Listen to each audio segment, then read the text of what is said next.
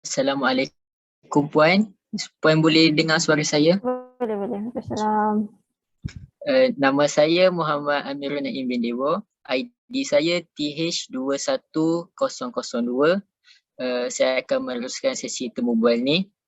Walaupun kes harian jangkitan COVID-19 sudah tidak menjadi ancaman kepada negara, tetapi kita masih tidak boleh memandang rendah kepada COVID-19 ini. Hal ini kerana terdapat beberapa negara di luar yang masih gagal mengawal pandemik sehingga memberi impak yang besar kepada negara tersebut. Oleh itu, kerajaan Malaysia haruslah tidak memandang rendah terhadap COVID-19 ini. Persoalan saya, pada pendapat Puan, apakah langkah yang perlu diambil oleh kerajaan bagi menghalang sikap memandang rendah terhadap jangkitan COVID-19 ini dalam kalangan masyarakat Malaysia? Okay, terima kasih. Okay, ini berbalik semula macam yang Ciu cakap tadi lah sebenarnya. Kerajaan dalam erti kata lain kita cuba menekankan kepada peranan kerajaan dalam kang daripada keadaan ni lagi memburuk lah. Okey. Kebiasaannya kita lihat pada uh, senario yang sebenar, manusia lebih takut kepada hukuman. Jadi dengan mengenakan denda itu sebenarnya salah satu cara yang efisien untuk kita kawal daripada terus melakukan pelanggaran kepada SOP lah.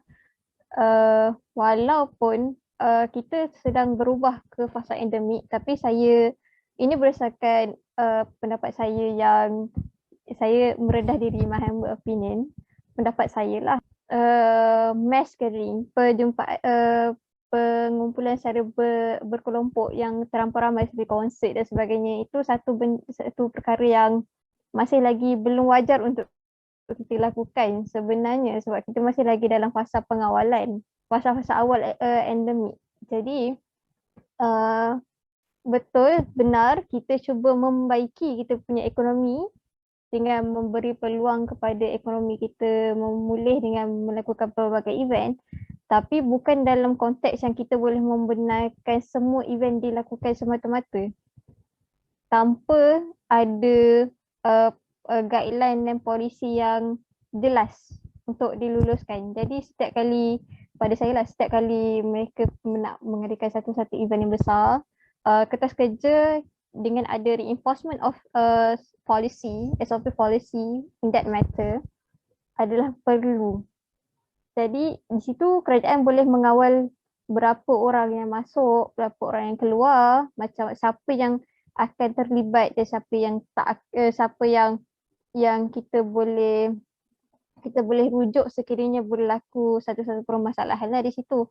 Satu, denda yang relevan, denda yang bersesuaian ataupun compound lah, perlu tetap dilaksanakan sebab orang kita dia lebih takut kepada hukuman. Dia orang lagi takut untuk membayar sesuatu ataupun uh, ataupun uh, ataupun satu-satu bentuk lain. Ada macam di luar negara sekarang mereka ada negara yang kalau tak salah saya meletakkan parole sebagai satu daripada cara untuk satu bentuk hukuman. Jadi bentuk hukuman tu mungkin boleh dibincangkan oleh pihak yang lebih arif lah, tapi hukuman, pendekatan SOP yang pelaksanaan badan pelaksana tersebut perlu cakna lah, jangan ambil enteng walaupun kita dah berada di endemik. Mass gathering yang perlu ada pelaksanaan yang betul, dan juga dia masa individu perlu tetap menyebarkan info-info yang tepat dan tuntas dan updated berkenaan COVID, sebab kita masih lagi dalam fasa pemulihan. Walaupun kita dah masuk fasa endemik, sebenarnya kita masih lagi dalam pemulihan sebab kita punya bilangan COVID walaupun masih lagi dalam keadaan terkawal, kita perlu ingat COVID saya percaya semua di sini pelajar chemical engineering kalau tak salah saya lah. COVID strain tu sendiri boleh bermutasi lagi.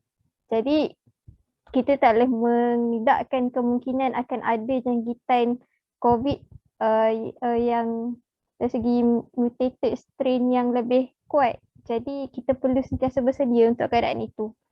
Adakah ini menjawab soalan Encik Amirul Naim? Menjawab. Terima kasih Puan. Sama-sama.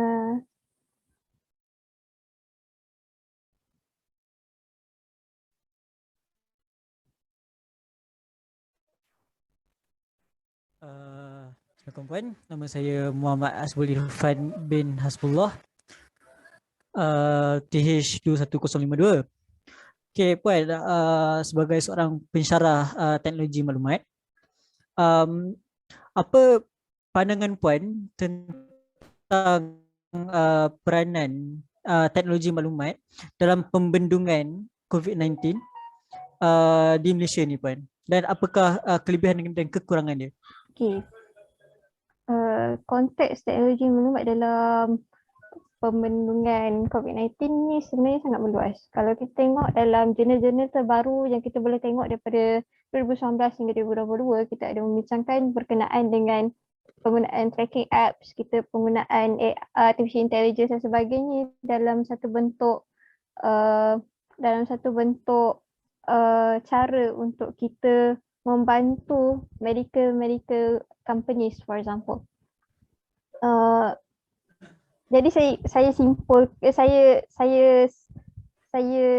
cuba simpulkan di sinilah.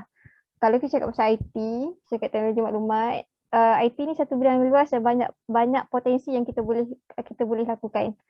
Sebagai contoh, Malaysia mengambil jalan yang mana kita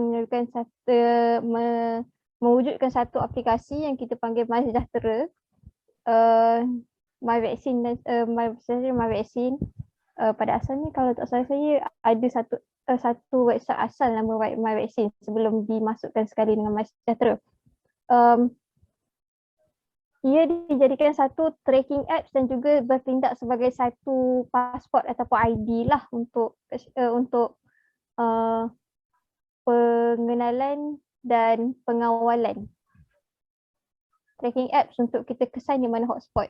Dan di situ kita boleh tengok kita antara negara yang awal untuk melaksanakan pelancaran aplikasi tersebut. Antaranya Malaysia, Dubai dan sebagainya. Dan kita boleh lihat kita punya kadar pengawalan tu lebih baik berbanding dengan kita ambil contoh Amerika Syarikat sendiri. Di waktu awal sehingga 2019 kalau tak salah saya, kalau kita tengok kepada graf tersebut. Jadi saya boleh cakapkan bahawa IT sangat penting untuk membantu pengawalan satu-satu wabak daripada berlaku, sebab banyak benda yang kita boleh lihat, kita boleh analisis, kita boleh kenal. Especially bila kita ada sekarang artificial intelligence yang pada asalnya kita MySejahtera tu kita boleh detect dia siapa yang cross dengan siapa, kita boleh kenal tu. Dan kalau dalam bidang medical juga kita boleh predict yang COVID tu DNA dia mungkin akan berevolusi, mungkin akan bermutasi macam mana. Jadi IT tu sendiri bidangnya luas dan saya percaya dengan penggunaan IT yang bagus, penggunaan IT yang kita boleh pertingkatkan lagi macam ni cara kita nak mengawal dan kita cuba untuk menghapuskan COVID ni secara total lah, tapi mungkin akan ambil masa. Cuma benda ni kita akan sentiasa perbaharui sebab kita dah lihat dan kita sudah pasti yang penggunaan IT tu dalam pengawalan ni bukan saja di Malaysia tapi di dunia ini satu langkah yang berjaya. Itulah. Adakah menjawab soalan? Terima kasih Puan. Okay, itu dalam segi pembendungan COVID-19 itu sendiri. Okay, di sini kita nak lebih bercakap peranan etika manusia dalam pembendungan dekat dalam fasa endemik ni Puan. So pada pendapat Puan, adakah teknologi maklumat memainkan peranan yang signifikan dalam membantu rakyat Malaysia memainkan peranan mereka dalam fasa endemik ni, Puan? Ya. Sebenarnya dalam kita tak nampak, bila kita ada MySejahtera, kita memaksa orang untuk menjadi lebih disiplin. Untuk masuk satu-satu premis, kita kena scan dan kita boleh check kat situ ada berapa orang. Oh, sebenarnya kita adalah kontak rapat. Kita mula buat confinement in English. Kita mula melakukan kuarantin sendiri. So dalam kita tak nampak penggunaan IT sini, MySejahtera itu sendiri sebenarnya membentuk kita menjadi seorang yang lebih berdisiplin, orang yang lebih cakna dengan keadaan sekeliling. Jadi sebenarnya dia juga jadi teknologi maklumat ni juga membantu untuk membentuk etika sesuatu individu bagi membantu mereka mewujudkan satu masyarakat yang lebih disiplin, betul langsung dan bertanggungjawab lah. Itu pada pendapat saya lah. Oh, baik, Puan, terima kasih menjawab soalan. Okey, setelah banyak soalan-soalan yang telah dikemukakan kepada Puan berkenaan dengan fasa endemik COVID-19 di Malaysia ni, Puan, setelah banyak input yang Puan berikan, apakah kesimpulan yang Puan mahu buatkan ataupun ringkasan kata-kata daripada Puan? Apa yang saya dapat simpulkan dalam keadaan daripada 2019 sehingga sekarang, kita tengok ekonomi kita melisik, tapi dalam masa yang sama kita nampak ekonomi baru bercambah. Jadi kat situ ada pro dan kontra lah, dan kita boleh tengok orang semakin memandang penting akan penjagaan kesihatan, apa untuk sanitasi dan sebagainya. Itu juga satu bentuk yang bagus.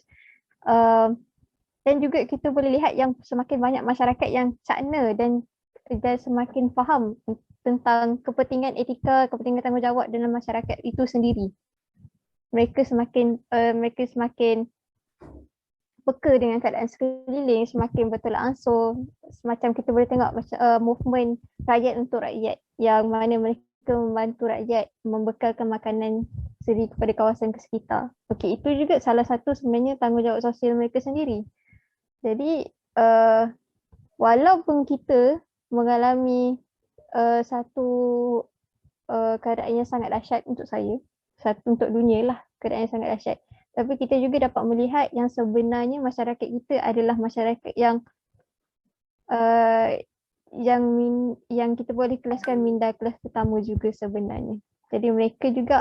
Jadi kita tak boleh menyalahkan kerajaan semata-mata dalam keadaan ini. Kita sebagai rakyat kena betul langsung. Kerajaan juga perlu memberi impak dan input yang berpatutan kepada rakyat itu sendiri.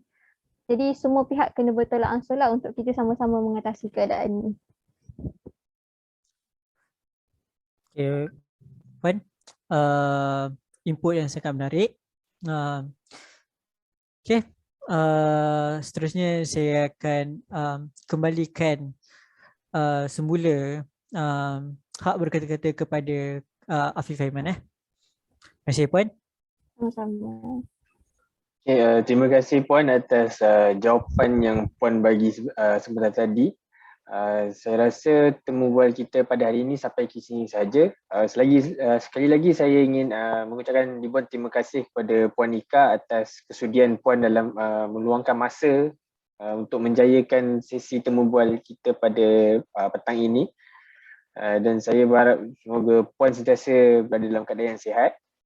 Okay, baiklah, dengan ini kita punya sesi temu duga kita tamat, dan saya mengucapkan terima kasih kepada Puan, dan sampai di sini saja kita punya sesi temu bual. Assalamualaikum warahmatullahi wabarakatuh. Terima kasih Puan.